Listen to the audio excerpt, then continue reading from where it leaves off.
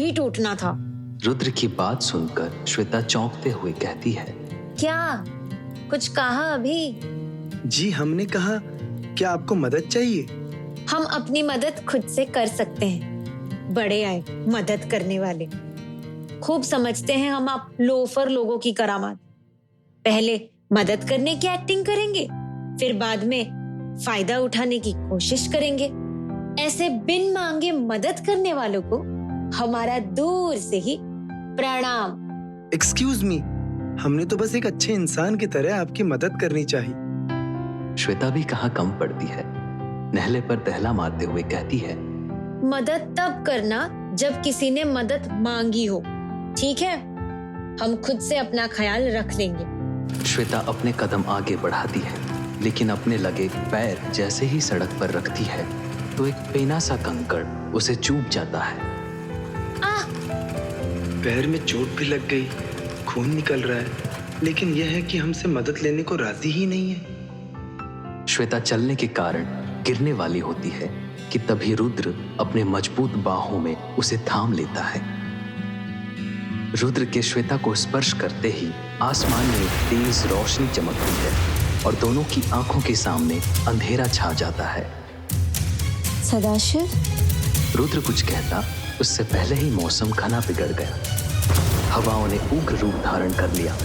धूल मिट्टी के गुब्बार उड़ने लगे। दिन में रात्रि का आभास होने लगा। ये सब उस रूह के क्रोध का परिणाम होता है। उसे रुद्र का यूं इस तरह श्वेता को स्पर्श करना अच्छा नहीं लगता है, जिस कारण वो रुद्र को नुकसान पहुंचाने की कोशिश करती है। लेकिन श्वेता और रुद्र के एक साथ होने के कारण वो कामयाब नहीं हो पाता। सदाशिव? सदाशिव नहीं, रुद्र, रुद्र सिंह राजपूत। माफ कीजिएगा, न जाने कैसे ये नाम हमारी जुबान पर आ गया, जबकि हमने ये नाम पहले कभी सुना तक नहीं। खैर, मदद के लिए थैंक्स, और हमने पहले जो बोला उसके लिए सॉरी।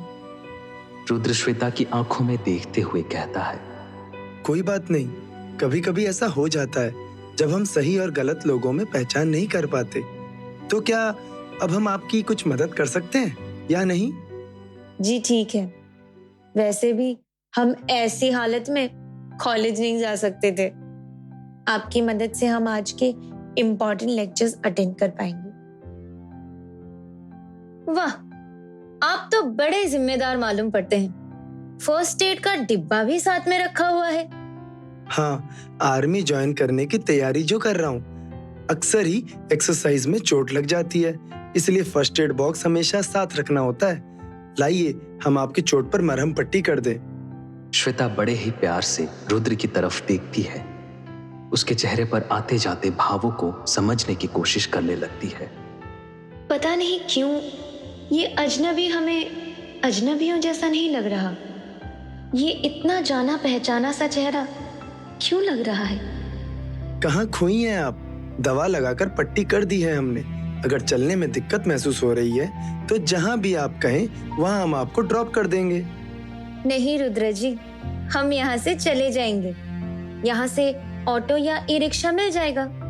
आपका बहुत शुक्रिया कि आपने हमारी इतनी हेल्प की। बाय। कोई बात नहीं, बाय। रुद्र को वहां से जाते हुए देख वो वहीं खड़े खड़े सोचने लगती है, ये सब क्या हुआ आज? सब कुछ बहुत अजीब है। घर जाकर माँ से इस बारे में बात करूंगी। कॉलेज पहुंचकर श्वेता राजकुमार और सुहानी से मिलती है, जहां सुहानी की नजर श्वेता के पैर में लगी चोट पर पड़ती है। श्वेता, तेरे पैर में क्या हुआ है? ये चोट कैसे लग गई तुझे? कुछ नहीं यार, बस ठोकर लग गई थी। ओफो, इसलिए तुम आज लेट हो गई। एक लेक्चर मिस हो गया।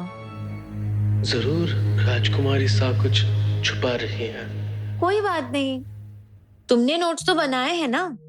ऑफ कोर्स, मुझे पता था तुम्हें जरूरत होगी, और इस राजकुमार के लिए भी। ये तो क्लास में सोता ही रहता है। वैसे तुम्हें एक एक्साइटिंग खबर देनी। कैसी खबर? हम लोग अगले हफ्ते कॉलेज टूर पर राजगढ़ फोर्ट जा रहे, उसकी आर्किटेक्चर डिजाइन स्टडी करने। क्या? सच में?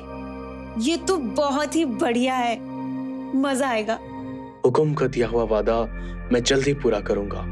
राजकुमारी साको वहां जाने से पहले ही वो माला धारण करनी होगी। एक बार वो राजगढ़ के किले पर पहुंच गई, फिर उनका वापस आना मुश्किल है। उसी दिन शाम को श्वेता अपने घर आकर छुपते छुपाते अपने कमरे में जा रही थी। मम्मी ने ये चोट देख ली तो बेवजह घबरा जाएंगी। अच्छा यही होगा कि मैं उनसे बचकर यहाँ से निकल लूं। तभी उसे पूजा घर में से अपने पापा और मम्मी की बात करने की आवाज आती है। ये तुम क्या कह रही हो रंजना? गुरुदेव ने यही कहा है कि श्वेता राजगढ़ में। धीरे बोलो, वरना बच्चे सुन लेंगे। आप सही कह रहे हैं, श्वेता को सही वक्त पर सब कुछ याद आ जाएगा। गुरुजी ने ये भी कहा है कि हमें उससे इस बारे में कोई बात नहीं करनी चाहिए। उसे जो भी जानना और समझना है सब नियति ही करेगी। ये लोग किस बारे में बात कर रहे हैं? क्या मैं खुद ही उनसे पूछ लूं? तभी रंजना बुरी तरह से रोने लगी। हमें तो समझ ही नहीं आ रहा, उसे वो इंसान कैसे मिलेगा जिसका गुरुदेव ने जिक्र किया है।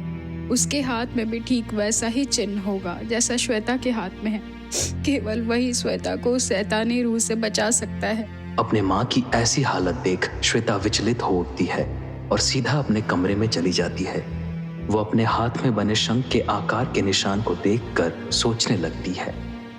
हमने आज तक माँ को इतना परेशान नहीं देखा, लेकिन हम इस बारे में उनसे बात करें भी कैसे?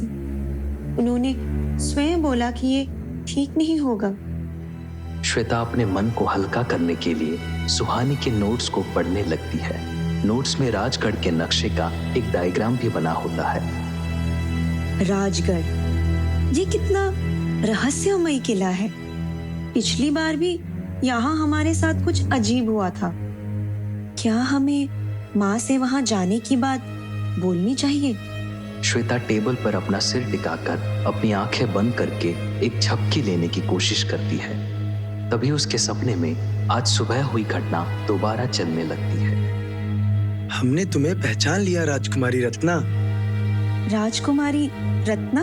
हाँ, आप राजगढ़ की राजकुमारी हैं। ये कैसे हो सकता है? और आप कौन हैं? आप हमें कैसे भूल सकती हैं? हम शूरवीर सदाशिव हैं। रुद्र और श्वेता की मजेदार मुलाकात क्या रंग लाएगी? क्या इस सपने में उजागर हुआ सत्य श्वेता को सच्चाई के नजदीक ले जाएगा? जानने के लिए देखते रहिए सदियों का इंतजार।